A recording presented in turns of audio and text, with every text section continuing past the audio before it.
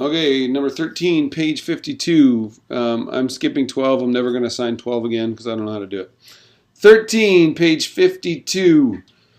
It says S10 equals 1705, R equals -2, S11 equals what? That's what we got to figure out.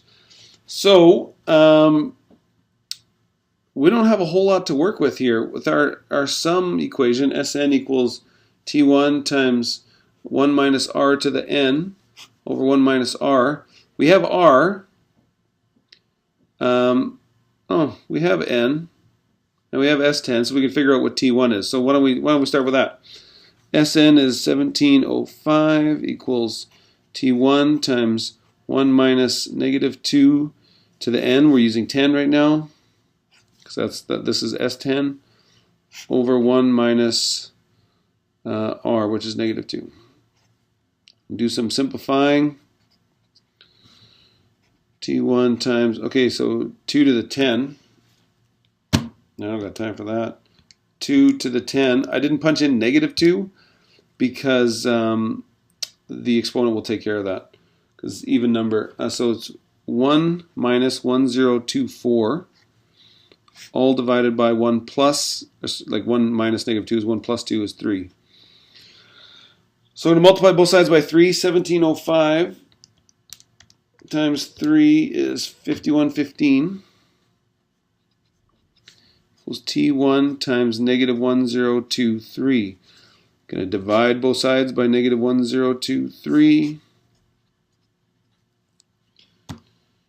Divided by -1023. It's going to be -5. T1 equals -5. So we got some more information. Now the question asked us, what determine S11? So there's a couple steps you have to do, and I think this is part of what this question is. It's not, the part is just how do you figure it out. So this is kind of like 3 questions in one. So the first thing I did, and there's probably other ways to do it, the first thing I did is solve T1. Next, what I want to do is I'm going to solve for T11. And this formula won't work. I'm going to have to use the other one, which is Tn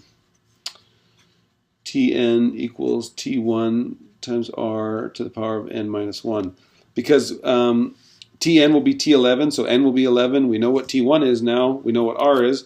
Once you have this, once you have T11, then you can solve for S11.